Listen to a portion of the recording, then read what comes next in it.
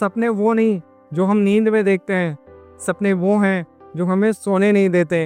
ये शब्द है भारत के सबसे चहेते राष्ट्रपति, साइंटिस्ट और visionary doctor APJ Abdul Kalam के।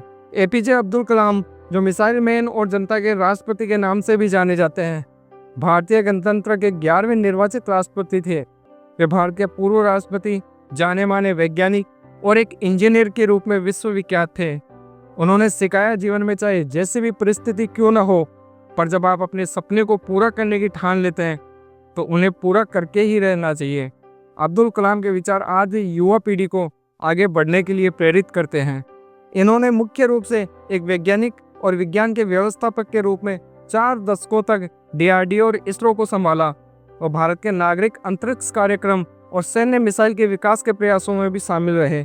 इन्हें बैलिस्टिक मिसाइल और प्रक्षेपण यान प्रौद्योगिकी के विकास के कार्यों के लिए भारत में आज मिसाइल मैन के रूप में जाना जाता है। आज हम जानेंगे उस इंसान की कहानी जिसने एक छोटी सी झोपड़ी से उठकर विज्ञान की दुनिया में इतिहास रच दिया और बना भारत का मिसाइल मैन।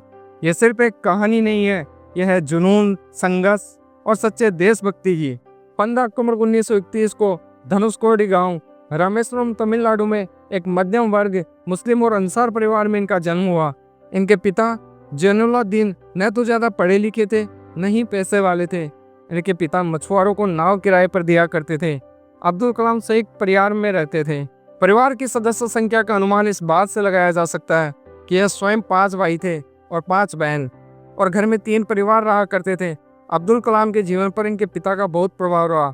वे भले ही पढ़े लिखे नहीं थे, लेकिन उनके लगन और उनके दिए संस्कार अब्दुल कलाम को बहुत आगे काम आए। 5 वर्ष की अवस्था में रामेश्वरम की पंचायत के प्राथमिक विद्यालय में उनका दीक्षा संस्कार हुआ था।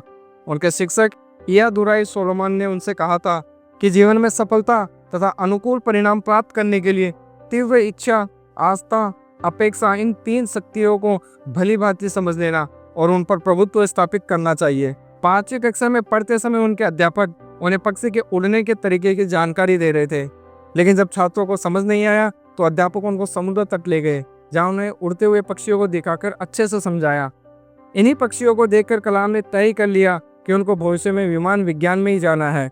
कलाम के गणित के अध्यापक सुबह ट्यूशन लेते थे, इसलिए वह सुबह 4 बजे गणित की ट्यूशन पढ़ने जाते थे। बचपन में ही कलाम पढ़ाई का खर्च निकालने के लिए अखबार बेचा करते थे। वो कहते थे, मैंने कभी गरीबी को कमजोरी नहीं बनने दिया, बल्कि उसे अपनी ताकत बनाया। कलाम को शुरू से ही साइंस और उड़ने वाली चीज़ों में दिलचस्पी थी। स्कूल खत्म करके उन्होंने मद्रास इंस्टीट्यूट ऑफ टेक्नोलॉजी से एरोनॉटिक इंजीनियरिंग की। कई बार फीस भरने के लिए उन्हें दोस्तों से पैसे उधार लेने पड़े, लेकिन उनका सपना था, एक दिन मैं हवाई जहाज बनाऊंगा, रॉकेट बनाऊंगा जो अपने देश के लिए काम आएंगे। कलाम का करियर शुरू हुआ डीआरडीओ में और फिर उन्हें इसरो ज्वाइन किया। साल 1980 में भारत का पहला स्वदेशी सैटेलाइट SLV-3 लॉन्च हुआ और इसका नेतृत्व किया अब्दुल कलाम ने। अब्दुल कलाम के नेतृत्व में ही भारत ने 1998 में पोखरण न्यूक्लियर टेस्ट किया, जिसने पूरी दुनिया को चौंका दिया। भारत अब एक न्यूक्लियर ताकत था और इसके पीछे जो साइंटिस्ट खड़ा था वो अब्दुल कलाम था। तभी उन्हें आज देश मिसाइल मैन ऑफ इंडिया के नाम से जानते हैं। साल 2002 में वो साइंटिस्ट जो कभी अखबार बेचता था, अब भारत का राष्ट्रपति बन चुका था। लेकिन राष्ट्रपति बनने के बाद भी वो VIP नहीं बने, वो पीपल्स प्रेसिडेंट्स बन गए। बच्चों से उन्हें खास लगाव था। वो हर भाषण में बच्चों से कहते थे, ड्रीम बिग, हर बड़ा सपना ही बड़ी शुरुआत करता है। 27 जुलाई 2015 जब डॉक्टर कलाम IIM शिलोंग में स्टूडेंट्स को लेक्चर दे रहे थे, वहीं उनका दिल का दौरा पड़ने से उनका निधन हो गया। लेकिन जाते जाते भी वो वही कर रहे थे जो हमेशा उन्होंने किया, सबको ज्ञान बांटना। और हर नौजवान के दिल में एक सपना पलता है कलाम जैसा बनने का। दोस्तों, इस वीडियो को सिर्फ एक कहानी समझकर मत देखिए, ये एक मिसाल है कि अगर जिद हो तो कोई भी मुश्किल रास्ता आसान हो सकता है। क्या आप भी अपने सपनों के पीछे वैसे ही भाग सकते हैं जैसे कलाम सर भागे थे?